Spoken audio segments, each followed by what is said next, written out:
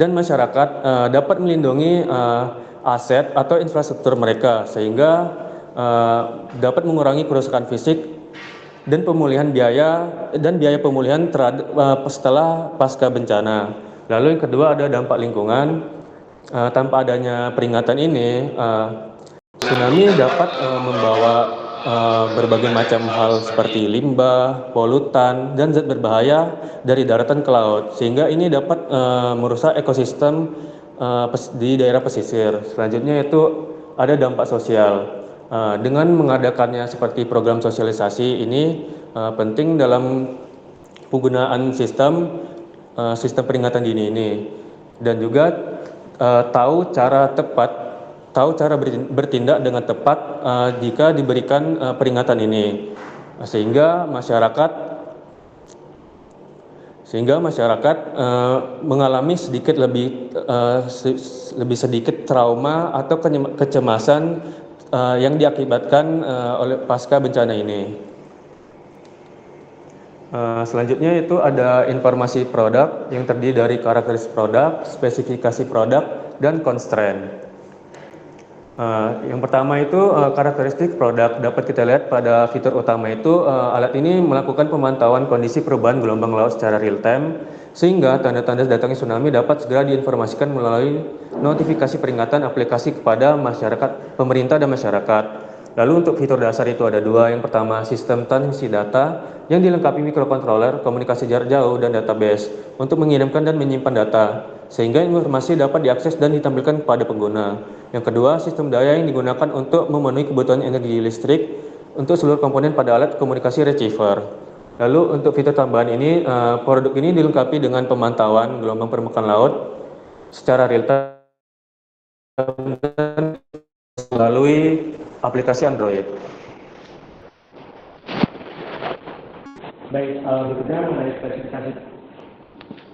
Berikutnya mengenai spesifikasi produk. Yang pertama, alat ini mampu memonitoring secara real time perubahan gelombang permukaan air laut. Lalu yang kedua, alat ini dilengkapi dengan receiver LoRa yang berfungsi sebagai modul komunikasi nirkabel jarak jauh dengan alat yang ada di laut, yaitu buoy. Lalu yang ketiga itu pemanfaatan panel surya untuk pengisian baterai sebagai sumber energi utama. Lalu alat ini juga dapat mengetahui lokasi dari buoy melalui fitur map pada tampilan aplikasi. Lalu ada beberapa poin bagian constraint atau batasan dari alat kami. Yang pertama, proses transmisi data antara transmisi dan receiver LoRa dapat bekerja secara optimal dalam kondisi line of sight atau loss, yang dimana kondisi ini dapat dicapai antara node LoRa dan LoRa gateway berada dalam kondisi dan ketinggian yang sama, dan diantaranya tidak terdapat objek atau penghalang apapun. Lalu berikutnya, sistem ini membutuhkan koneksi internet yang stabil untuk mengirimkan data dari microcontroller menuju database dan aplikasi.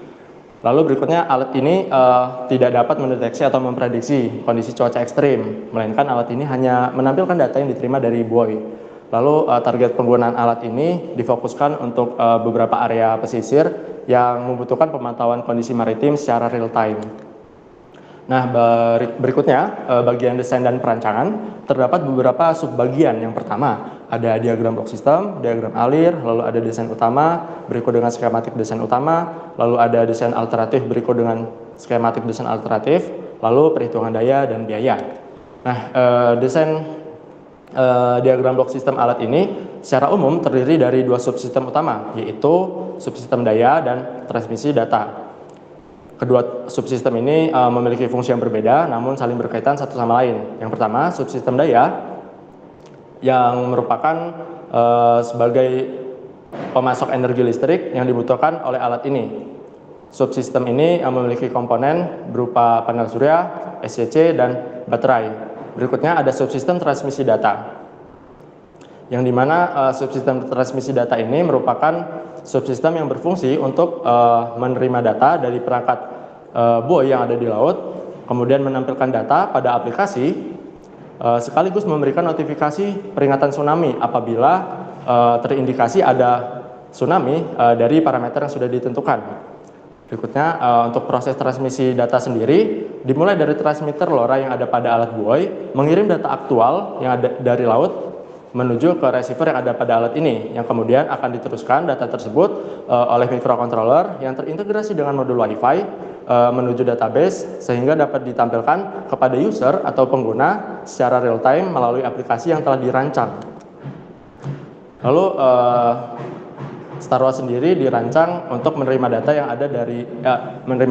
dari alat yang ada di laut, yaitu buoy yang sudah dilengkapi dengan sensor, yang dimana alat ini bekerja dimulai dari pemanfaatan cahaya matahari sebagai sumber energi utama, lalu konversi energi matahari ini menjadi energi listrik yang melalui panel surya, kemudian akan dikontrol menggunakan SCC sebelum pada akhirnya akan disimpan ke dalam baterai, yang dimana energi listrik yang disimpan dalam baterai ini akan membuat sistem dapat bekerja selama 24 jam ketika tidak mendapat suplai matahari. Lalu berikutnya, receiver LoRa menerima data kondisi gelombang air laut dari transmitter buoy. Jika data diterima, maka akan menampilkan atau meneruskan kepada database. Jika data tidak diterima, maka sistem akan terus berusaha untuk menerima data dari buoy. Lalu setelah data masuk ke database, maka database ini akan terintegrasi dengan aplikasi Android yang sudah dirancang, dan masyarakat dapat memonitoring secara langsung data kondisi gelombang permukaan air laut secara real time. Dan juga di sisi lain, StarWatch ini dirancang agar dapat menjadi aplikasi yang siap siaga terhadap bencana tsunami. Lalu berikutnya perencanaan dari desain alat ini. Kami buat alat ini menggunakan tiang sebagai pondasi utama dari keseluruhan komponen. Yang pertama ada panel surya yang terletak di atas tiang agar pemanfaatan penerimaan cahaya matahari lebih optimal. Lalu untuk komponen lainnya seperti SCC, baterai, dan komponen transmisi data itu terintegrasi di dalam box panel. Lalu untuk komponen yang digunakan pada transmisi data adalah microcontroller ESP32, dan untuk modul LoRa yang digunakan adalah LoRa eByte E220-900T30D. Berikut adalah skematik desain utama, yang dimana gambar sebelah kiri adalah wiring rangkaian desain utama, dan sebelah kanan merupakan wiring skematik dari rangkaian yang sama, yang dimana desain ini kami buat menggunakan software bridging, dan juga proses wiring ini sudah kami tentukan dengan datasheet yang ada.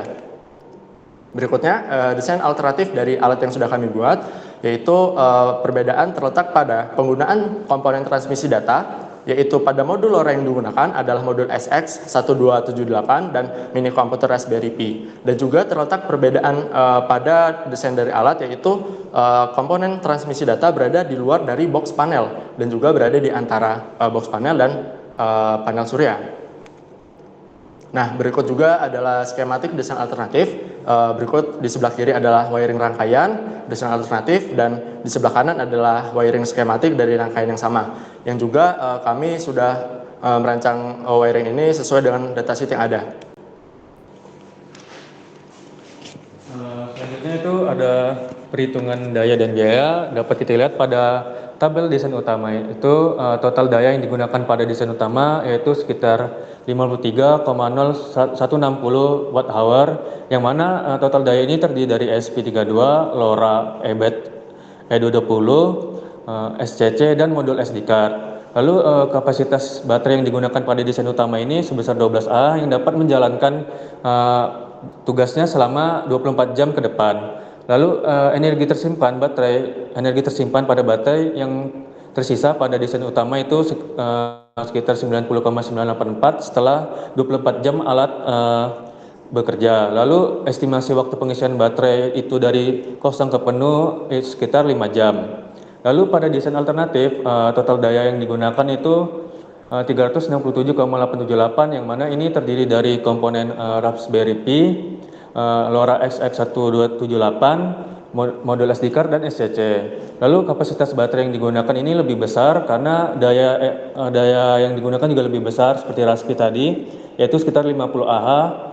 Lalu energi yang tersimpan setelah alat bekerja selama 24 jam yaitu 232,122 watt hour, dan estimasi waktu pengisian baterai aki selama siang hari itu selama 4 jam dari kosong ke penuh. Lalu untuk selanjutnya ada total biaya pada desain utama, itu menghabiskan biaya sebesar 1.982.500, dan pada desain alternatif menghabiskan biaya sebesar 5.762.900. Selanjutnya itu ada pengujian subsistem. Yang pertama ada subsistem daya, yang mana pengujian ini yang pertama pengujian kapasitas baterai, pengujian proses charging dan discharging SCC, lalu pengujian arus dan tegangan panel surya.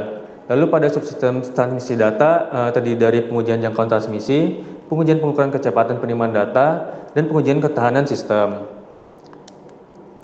Lalu selanjutnya penutup yang terdiri dari kesimpulan dan lampiran. Kesimpulan yang pertama itu, Star Wars merupakan alat penerima informasi gelombang permukaan air laut dan sistem peringatan tsunami berdasarkan perubahan permukaan gelombang air laut.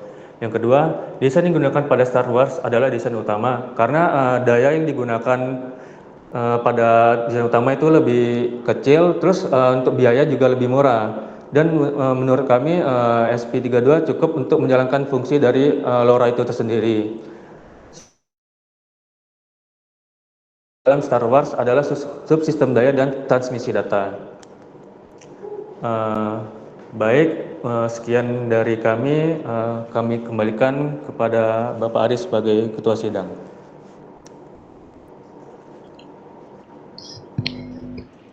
Baik, terima kasih atas presentasinya.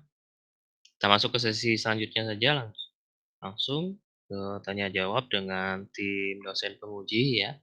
Mungkin saya awali dulu, nanti dilanjutkan oleh Pak Ali ya. Untuk yang pertama mungkin bagian L100 yang sudah saya baca, ada beberapa hal yang mau ditanyakan ya, perlu dikonfirmasi. Salah satunya bagian distance analysis. Suaranya bisa terdengar dengan baik? Mohon izin Pak, sebentar ya kami pindahkan suara ke perangkat lain Pak. Izin Pak. Oh iya,